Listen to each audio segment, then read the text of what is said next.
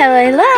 Welcome to AB's Vlog! For today's video guys, magluluto tayo ng fried chicken. Ito po yung ating mga sangkap na gagamitin sa yung ating magic sarap, not sponsored. Yung ating isang pirasong itlog, asin, paminta, mantika, kalamansi, chicken, at syempre yung ating crispy fry na hindi rin po sponsored. At ito na po yung ating lahat ng mga sangkap na gagamitin. Kompletong-kompleto na guys. So, umpisa na po natin yung pagmamarinate ng ating chicken para mas masarap. Gagawan natin ng panimplang masarap yan guys. So, tara, hiwain muna natin itong ating kalamansi. Yes guys, medyo marami-raming kalamansi yung ating gagamitin dyan dahil ilang piraso din po yung ating chicken. Hiwain lamang natin yan sa gitna guys. Isa-isa, matyagang paghihiwa. At syempre, ayaw pang magpahiwa ng isa guys, pero dahil talented yung ating daliri, hindi yan makakatakas. So ayan, hiwain na ulit natin yan, ubusin natin yan, hiwain natin lahat yan. At after natin mahiwa lahat, pipigain natin yan dito sa ating chicken. So ayan guys, syempre sa pagpipiga po ng kalamansi, pwede po kayong gumamit ng strainer. Dahil nga po sinabi ko, talented po yung aking daliri, kinamay-kamay ko na lang guys. Huwag po kayong mag-alala at malinis na malinis po yung aking kamay. So ayan, piga-piga lang, paikot-ikot. Syempre kailangan ikalat natin yung pagpipiga ng kalamansi guys. Ubusin na natin yan, ipiga na natin yan lahat para mas malasa. Pero huwag kayong mag-alala guys, hindi po yan sobrang asim mamaya. Tamang-tama lang po yung kalamansing ginamit natin dyan. Ayan, malapit na tayong matapos sa pagpipiga. Kung nakikita nyo guys, diba? Walang ligtas, walang buto na nakatakas dyan sa aking mga daliri. Lahat nakasaluyan guys, hindi yan makakalabas ng aking daliri. Ayan, malapit-lapit na tayong matapos. Konti na lang at matatapos na yung ating pagpipiga.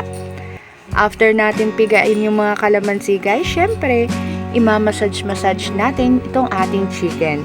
Nang sa ganon is ma-absorb ng ating chicken meat yung kalamansi. So, ayan. Maglalagay din tayo dyan ng mga ating pampalasa. Yung mga nilagay natin pampalasa dyan guys, katulad ng asin, paminta, at saka yung ating magic sarap, kokontrolin nyo rin lang din po. Syempre, nakadepende po yan palagi sa inyong panlasa. Pwede po kayong magdagdag, pwede po kayong magbawas. So, ayan guys, baliktarin lang natin, imamassage-massage lang natin, nang sa ganun po is ma-absorb po ng ating chicken meat yung lahat ng pampalasang inilagay natin dyan.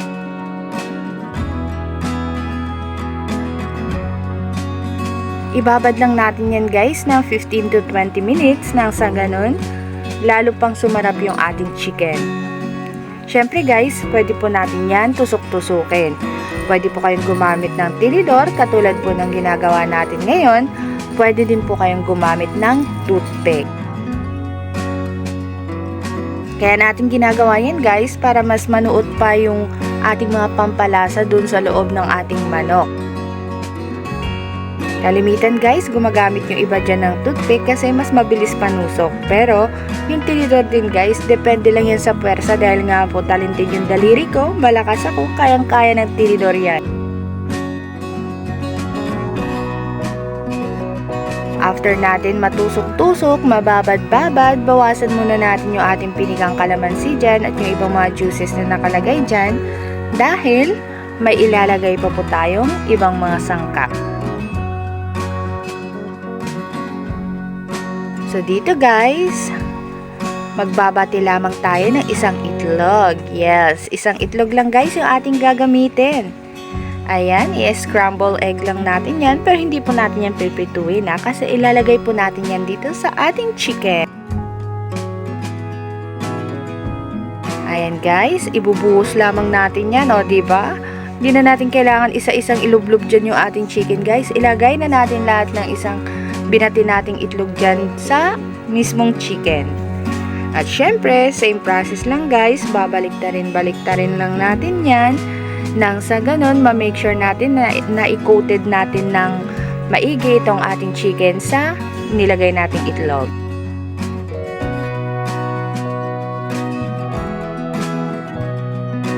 po, babaliktarin lang, and after nyan, maglalagay po ulit tayo ng iba pa nating mga sangkap.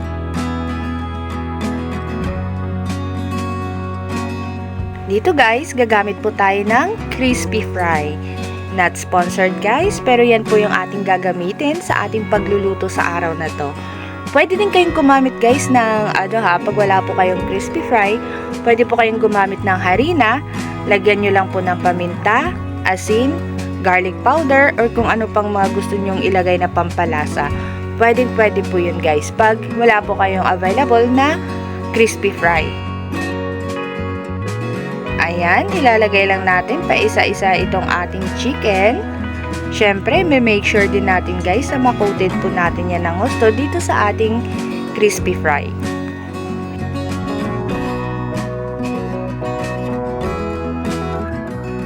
Ayan, babaliktarin.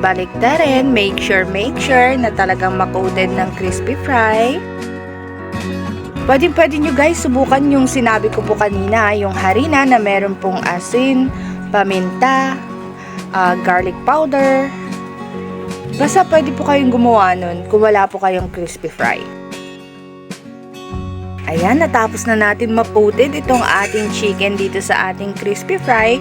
Tsaka syempre guys, habang nagko-coated tayo, nakapagpainit na kami ng mantika, kaya pwede na tayong magprito. Guys, dahan-dahan lang po sa paglalagay ng ating chicken ha. Mainit po yung mantika, kumukulo po yan, kaya lagi po kayo mag-iingat kapag ka nagluluto. At saka syempre guys, habang nagluluto tayo or antayin muna natin mag golden brown itong ating chicken, kami po pala ulit ay walang sawang nagpapasalamat sa lahat po ng sumusuporta sa aming Mumunting channel. Maraming salamat po sa inyong lahat guys. At kung nagustuhan nyo po yung aming video, you are free to like, comment, and of course subscribe po sa aming Mumunting channel. And don't forget to hit the notification bell nang sa ganun po is ma-notify po kayo sa aming mga bagong uploaded na video. At syempre guys, don't skip ads. Ayan, back to cooking ulit tayo. Kung nakikita nyo po, nag-golden brown na po yung ating chicken. Parang chicken na rin to ng Jollibee, charot. Pero syempre, iba pa rin po yung sariling lutong chicken na, kumbaga, lutong bahay na fried chicken, guys.